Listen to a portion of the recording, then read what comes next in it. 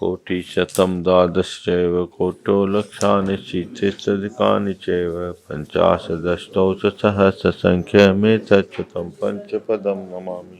अरिहन्तवासियत्थं गणहरदेवेहि गन्थियं सम्मं पनमां महत्तजुत्तो सुदनानुमहो वहिं शीर्षा इच्छां तद्वती कासुकोतु सालोचु अंगोंग पायनी पौडे परियम सत्प्रमाणियों पोगे चुलिया चुदम कायम संचकालम चिम पुजिम दाम साम दुखों को मकोला सुनम सामनम जिनगुण संपत्ति ओम अजम अत पौर्वाणिक स्वाध्याय प्रारंभ के से आचार भक्ति का आसम करूँ।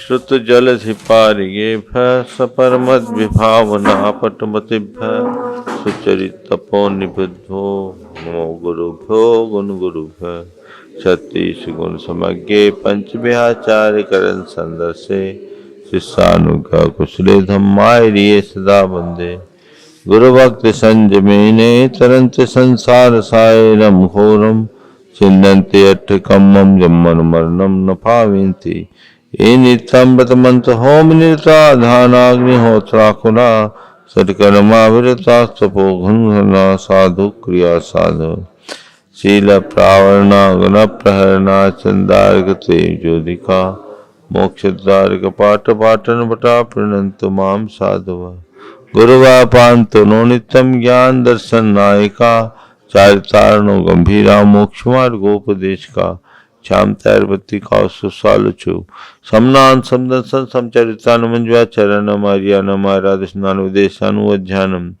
तिरियन गुण पालनयानुम सवसानुम संचकालम चिम पुंजम दाम सामे दुखों को कोमखो वोइलाओ सनम सामनम जिनगुण संपत्ति होमोजम सिद्धम शुद्धम पणमे जिनेन्द्र वर्णे में चंदम अकलंकम गुण रैन भूषण उदयम जीवस परुवनम बोक्षम। कहाँ थे? 58। तेजा राशि जेठम तेजा शरीर जेठम सत्तम चरमम विदेवारस तमस्स विदत्ते वै निरिये बहुवार भमिदस्स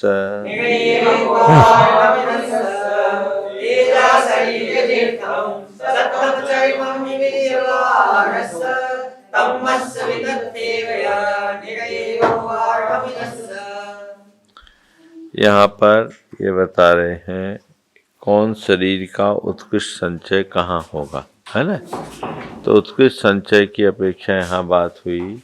तो कल हम लोगों ने पढ़ा था औदारिक शरीर का उत्कृष्ट संचय 3 पल्ल की आयु वाले देवकुरु और उत्तर कुरु भोग भूमि में उत्पन्न मनुष्य या तिर्यंश अपने आयु के अंतिम समय में होंगे। वैकृतिक शरीर के लिए 22 सागर की आयु वाले आर्य नक्षत्र स्वर्ग के ऊपरी पटल के देव अन्यत्र उत्कृष्ट योग का अभाव है। लेकिन तेजस का क्या है? तो कह रहे हैं तेजस शरीर के लिए बोल रहे हैं कि तेजा शरीर जठम सत्तम चरमम विधि वारस है। तेजा शरीर जेठम तेजस शरीर जो है वो 7वें नरक में जो दूसरी बार गया है उसके लिए अपने जीवन के चरमम्मी यानी अंतिम समय में होंगे। सप्तम चरमम्मी यानी 7वें नरक के अंतिम समय में, चरम पटल नहीं क्योंकि पटल तो आए की हैं। तो 7वें नरक के अंतिम समय में कौन से 7वें नरक में? जो विधि वारस है, दूसरी बार सप्तम नरक गया है और लगातार दूसरी बार 7वें नरक जाने वाले के वहाँ पर जो अंतिम समय होगा तब उसका उत्कृष्ट तेजस शरीर का काल होगा। और कम्मत्स भी तथ्य वह निर्य भववार भमिदस्स है। कार्बन शरीर का भी 7वें नरक में ही होगा, लेकिन किसको? जो अनेक बार नरक में भ्रमण कर चुका है, ऐसे जीव के सप्तम नरक के अंतिम समय में ही सबका उत्कृष्ट योग संचय का स्वामी होगा। अर्थात औदारिक का 3 पल्ले के आयु वाले देवगुरु और उत्तर कुरु के भोगभूमिया जीव, वैकृतिक का सहस्रार कल्प के अंतिम समय में 22 सागर की आयु वालों के लिए जहाँ उत्कृष्ट हो, और तेजस का 7वें नरक में लगातार दूसरी बार जो जन्म लेने वालों के अंतिम समय में, कार्बन शरीर का उत्कृष्ट संचय अनेक बार नरक में भ्रमित जीव के 7वें नरक के अंतिम समय में। ठीक है, और आहारक का आगे बोलते हैं। हाँ, तेजस शरीर के परमाणुओं का संचय, तेजस शरीर का उत्कृष्ट संचय, योग का नहीं कह रहे हैं, यहाँ शरीर का संचय कह रहे हैं। हाँ, वो नहीं, वहां उनके जो भी योग होगा उससे जो बंध रहा है, वहां कर्मण योग कहाँ होगा अंतिम समय में। कम मोराली मिश्रय और आराधा सुसंचित अनंता। एक एक कहाँ दो पन्ना पलट गया। बादर पुन्ना तेऊ सगरासी असंक भागमिदा बिक्रिया बिक्री सत्य जुत्ता अल्लाह संख्य जया बाबू।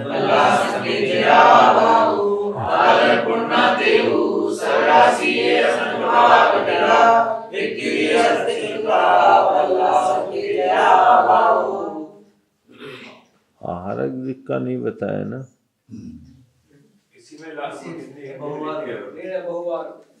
हाँ, मूल में नहीं दिया ना, वही तो हम खोज रहे हैं। हाँ, नहीं दिया।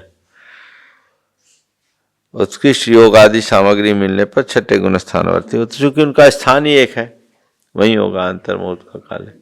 बादर पुन्ना तेऊ सगराशीय असंख्य भागमिदा।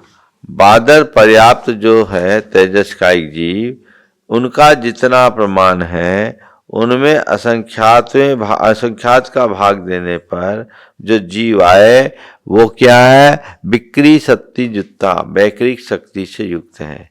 और पल्ला संख्यज्या वायु, और वायु का एक जीव जितने हैं उनमें पल्ले के असंख्यातों का भाग देने से वो विक्रिया शक्ति युक्त है। यानी सभी तेजकायिक और सभी वायुकायिक विक्रिया नहीं करते।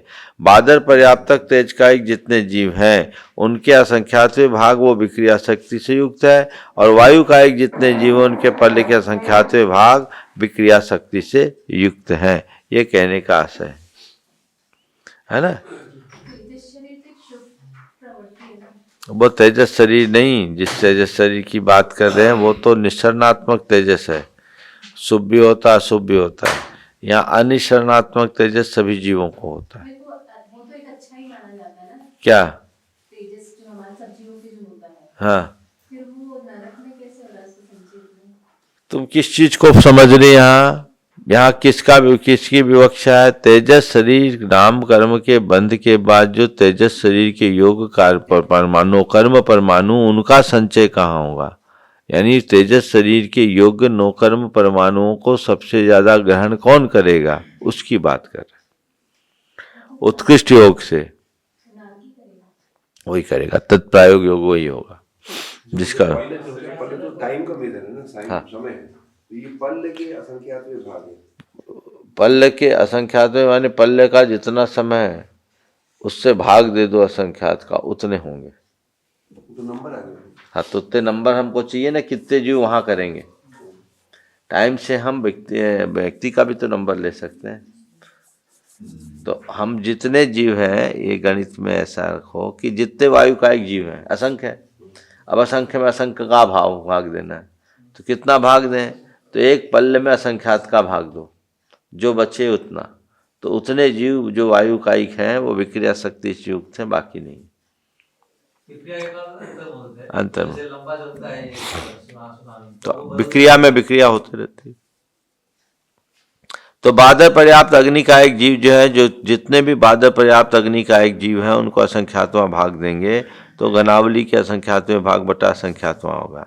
और बादर पर्याप्त वायु का एक जीव जितने उनको पल्ले का असंख्यातवां भाग देंगे तो उनकी संख्या होगी। ठीक है, अब पल्ला संख्य जा है बिंदंगुल गुणित से डिमेता हो बेकुब्बी पंचखा भोग मुमापोह बिकुब्बंती।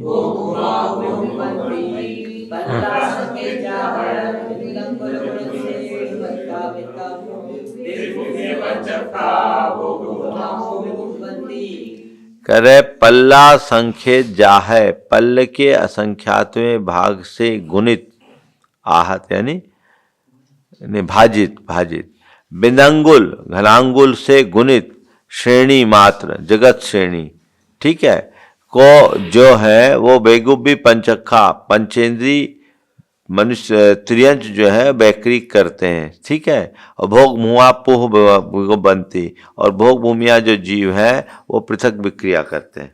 तो कितने हो गए? तो पर्याप्त जो पंचेंद्रिय त्रियंच है उनको एक पल्ले के असंख्यातवें भाग से भाजित करो, और जो आए उसको घनांगुल से और जगत श्रेणी से गुना करो।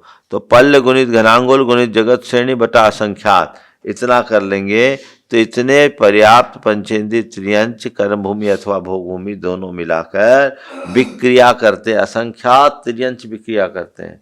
अब देखिए सांप है, सांप अभी ऐसे है, उसने फन फैला लिया, ये भी एक प्रकार की विक्रिया। विक्रिया कई रूप में होते हैं, पृथक विक्रिया, अपृथक विक्रिया। भोग भूमि के जीव पृथक विक्रिया करते हैं, कर्म भूमि के जीव पृथक विक्रिया करने का नियम नहीं है। अपृथक मोर है, मोर ने अपना फन फैला है, पंख फैला है, ये भी एक प्रकार की विक्रिया है। तो ये सब क्या है? तो असंख्यात त्रियंच अपनी विक्रिया करते हैं, संख्या की अपेक्षा। देवे ही साधिरेया तिजोगिनो तेहीन तस पुन्ना, बीजोगिनो तदूना, संसारी एक जोगा हो।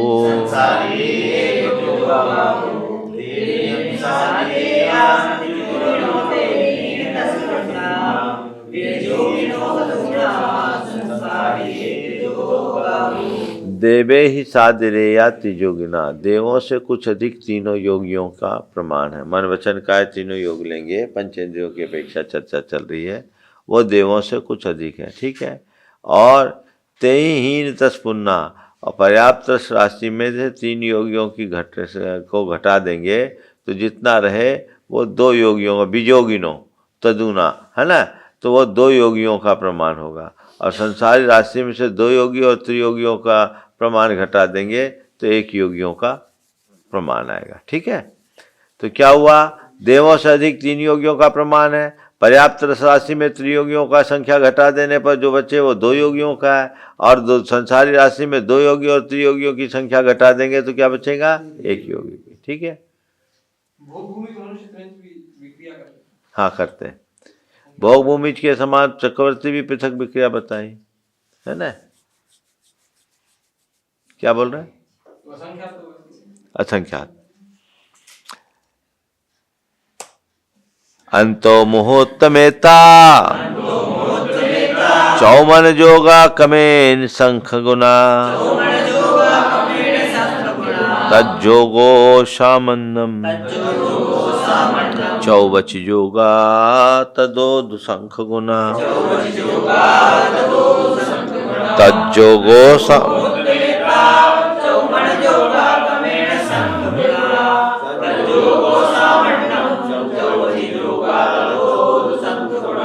अंतर मुहूर्त मात्र चार मनोयोगियों का क्रम से संख्यात गुना संख्या, यानी सत्य से संख्यात गुनी असत्य, असत्य से संख्यात गुनी उभय, और उभय से संख्यात गुनी अनुभय। और तज्जोगो सामान्यम, इन चारों को जोड़ दो तो सामान्य मनोयोगियों की संख्या है। चौबची योगा तदोद शंख गुना, उससे चारों वचन योगी संख्यात गुणे, उन योग का सामान्य जो क्रम से संख्यात गुण उसमें सत्य सत्य अनुभय लेंगे, और उन सब का योग करने पे सामान्य होगा। कावो संख्या हदो तिजोग मिदम, और संख्यात गुण से प्रत्येक वचन योग चारों वचन योग का जोड़ अंतर्मुहूर्त है, ठीक है। और फिर आगे तज्जोगो सामन्नम कावो संख्या हदो तिजोगमिदम सब समास विभजितम सग सग गुण संगुणे दुसग राशि।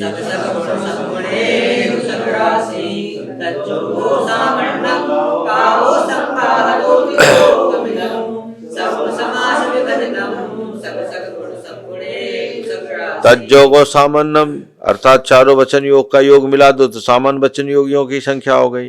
काओ संख्या दो, उससे संख्यात गुनी काय योग की संख्या है ना। काय योगियों की संख्या उससे क्या हो गई, संख्यात गुनी। जो अपने वचन योगियों की संख्या उससे संख्यात गुनी है। इस प्रकार त्रियोगम इदम सब राशि विभजदम, इन तीन त्रियोगी जीव में राशि में तीनों योगों का जो काल है, काल को जोड़ देने पर जो समयों का प्रमाण हो उसको पूर्वोक्त त्रियोग जीव राशि, त्रियोगी राशि जीव राशि में भाग देने से जो लब्ध आवे उस एक भाग से अपने अपने काल के समयों से गुना करने पर अपनी अपनी राशि का प्रमाण निकलता है। यानी हमने तीनों योग की राशि निकाली और तीनों योग के काल जोड़ा, काल जोड़ने में उनका जो समय प्रमाण है उसको त्रियोग जीव राशि में भाग दिया, तो अपने अपने योग के काल से त्रियोग जीव राशि का भाग दिया, जो बचा तो अपने अपने समय से गुना करने पर उसको अपने अपनी राशि का प्रमाण आता है। आप गणित से कुछ योग में कितने जीव होते हैं वो निकाल सकते हैं। आगे आपको चार्ट दिया है उसमें से देख सकते हैं। जैसे सत्य मनोयोग एक अंतर्मुहूर्त काल है, एक अंतर्मुहूर्त हो गया कुल त्रियोगी जीव गुणित एक अंतर्मुहूर्त बता त्रियोगी का कुल समय, ठीक है। इसी प्रकार असत्य मनोयोग एक अंतर्मुहूर्त काल है, इसको 4 से गुना 4 अंतर्मुहूर्त मान लिया। अन्य असत्य मनोयोग को उसका संख्यात का प्रमाण 4 माना, तो संख्यात का माना 4, तो चूंकि देखिए चार्ट देख रहे हैं ना आप लोग, क्या हमने संख्यात को 4 माना तो सत्य मनोयोग से संख्यात गुना असत्य मनोयोग है, तो हमने क्या किया, एक अंतर्मुहूर्त सत्य मनोयोग का काल था तो एक अंतर्मुहूर्त बचा, असत्य मनोयोग का काल भी एक अंतर्मुहूर्त और इससे संख्यात गुना तो 4 से गुना किया तो 4 अंतर्मुहूर्त आया। अब इनके कुल संख्या अगर हम त्रियोगी जीवों की संख्या के हिसाब से कुल त्रियोगी गुणित 4 अंतर्मुहूर्त बटा 85 अंतर्मुहूर्त गुणित 1701, ये 85 कैसे उनके समय निकाल लिया, जो समझ गए ना। इसी प्रकार उभय मनोयोग में ABC मार्क किया हुआ है कहीं पे, देखता हूं थोड़ा इनने किस तरीके से चार्ट बनाया ना, चार्ट तो इनका है। अब इस प्रकार से कुल मिलाकर के पहली बात तो ये जानना है, एक मनोयोग से दूसरा मनोयोग असंख्यात गुना संख्यात गुना संख्यात गुना संख्यात गुना है, और सब मिला ले तो चारों की संख्या मिला लेने पर बराबर है। और दूसरी बात यह है कि जो हम इनकी संख्या निकालनी है तो अपने अपने योगों के काल को काल में जो इनका योगों का काल है त्रियोगी काल के जीवों से गुना करके त्रियोगी कुल काल से भाग देने पर इनका योग आएगा। बस ये इतना सारा गणित है, इतने से समझ लो। इसी गणित को इन्होंने सत्य में निकाला, ये ए हो गया, बी निकाला असत्य में और सी निकाला काय में। इस प्रकार से त्रियोगी का काल ये हो गया। चलिए, कम मोराली मिस्से ओरालद्धासु संचिदनंता कम मोराली मिस्से ओराली जोगिनो जीवा।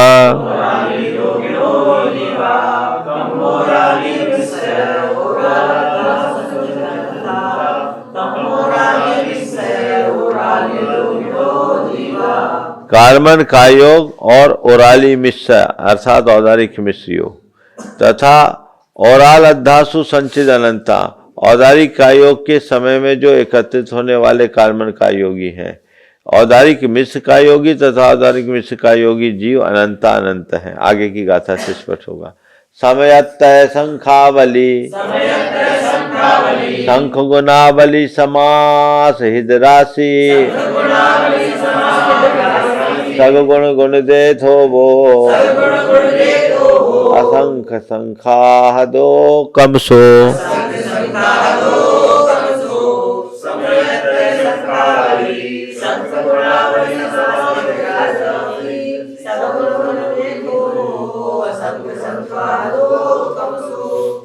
कह रहे कार्बन का योग का काल 30 समय है, औदारिक मिश्र योग का काल संख्यात आवली है। औदारिक का योग का काल संख्यात से गुणित औदारिक मिश्र के काल से आवली है। ठीक है, ज्यादा है काल। इन तीनों को जोड़ देने से जो समयों का प्रमाण हो उसका एक योग जीव राशि में भाग देने से लब्ध एक भाग के साथ कार्बन काल का गुना करने पर कार्बन का योगी जीवों का प्रमाण निकलता है। इसी ही प्रकार उसी एक भाग के साथ औदारिक मिश्र काल तथा औदारिक काल का गुना करने पर औदारिक मिश्र का योगी और औदारिक का योगी जीवों का प्रमाण होता है। इन तीनों तरह के जीवों में सबसे कम कार्बन का योगी है, उससे असंख्यात गुने औदारिक मिश्र का योगी है, उनसे संख्यात गुने औदारिक का योगी है। इस प्रकार इसको समझना चाहिए। अब चार गाथाओं में वैकरिक और मिश्र और वैकरिक का योग के धारक जीवों का प्रमाण बोलते हैं। सब्बो कम्मानुवक्कम, सब्बो सोवक्कमानुवक्कम, कालोक संख्ये जवास ठिदिवाने, आवली असंख्य भागो, संख्ये जावली पमा कमसो।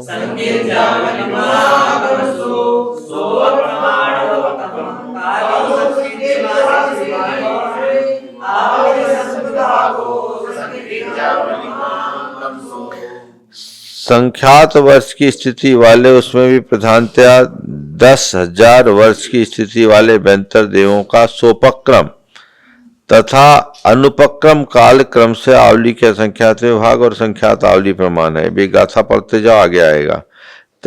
ते तही सब्बे शुद्ध सला, सोवक्कम काल दो दुसंख गुना,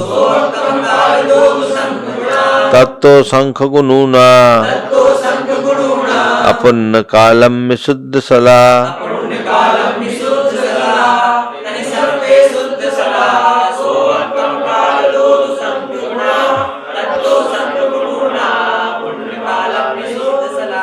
उस जघन्य 10,000 वर्ष की स्थिति में अनुक्रम काल को छोड़कर पर्याप्त तथा अपर्याप्त काल संबंधी शुद्ध उपक्रम काल की शलाकाओं का प्रमाण सोपक्रम काल के प्रमाण से संख्यात गुना है, और इससे संख्यात गुना कम अपर्याप्त काल संबंधित शुद्ध उपक्रम काल की शलाकाओं का प्रमाण है। गाथा और ले लो, फिर बताते हैं। शुद्ध सला तम शुद्ध सलागा हृदय, नीरासी मपुन्न काल लद्धाही, शुद्ध सलागा ही पुण्य गुणे, बेंतर बेगुब मिसाहु।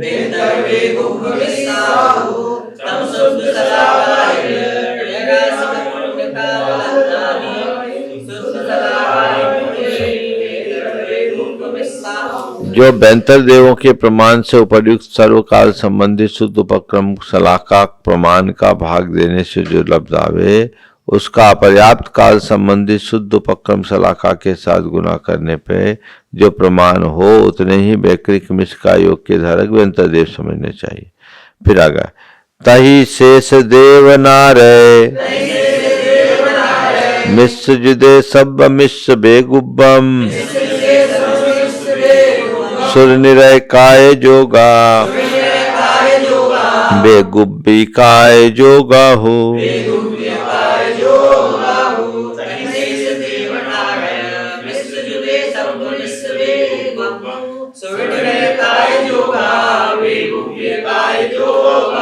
वैकरिक मिश्र का योग के धारक उक्त बेंतरों के प्रमाण में शेष भवनवासी ज्योतिषी वैमानिक और नारकियों के मिश्र का योग वालों का प्रमाण मिलाने से संपूर्ण वैकरिक मिश्र का योग का वालों का प्रमाण होता है, और देव तथा नारकियों के का योग वालों का प्रमाण मिलने से समस्त वैकरिक का योग वालों का प्रमाण मिलता है। तो यहाँ पर क्या निकाला है? वैकरिक मिश्र का योगी जीवों की संख्या निकालने की एक गणितीय विधि दी है। समझ गए? बहुत गणित है। मेरे गणित का अभ्यास एक लंबे समय से हुआ ही नहीं है। ये गणित पे जिसकी रुचि है वो इस गणित को निकाल करके आराम से इसको निकाल सकता है, पूरा अर्थमेटिक है ना। पर हम इसको आगे छोड़ते हैं। दिमाग लगाए?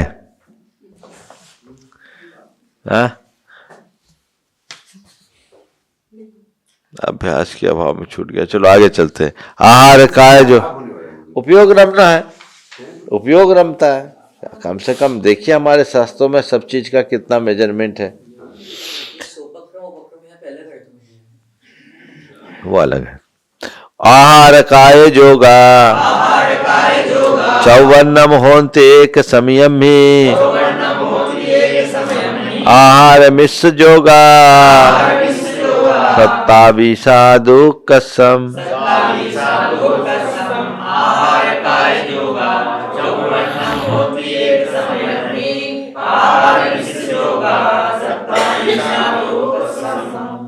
आहारक काय योगी जो होते हैं एक साथ होंगे तो 54 होंगे, और आहारक मिश्र काय योगी होंगे तो एक साथ होंगे तो 27 होंगे। इतने हमेशा हो ये कोई जरूरी नहीं है, उत्कृष्ट शब्द है, कम भी हो सकते हैं लेकिन इससे अधिक नहीं हो सकते हैं। इस प्रकार योग मार्गना समाप्त हुई। वेद मार्गना की चर्चा कल की जाएगी। हाँ, तो आहारक मिश्र काय योग का काल कम है, उसका संचय काल ज्यादा है, समझ गया। हाँ, जावानी के ज्ञान ते सूझे लोकालोक, सो वाणी मस्तक धरो सदा दे तो हो दो। हे जिनवानी भाव तू तो जपो दिन रैन, जो तेरो शरणा गहे सो पावे सुख चैन।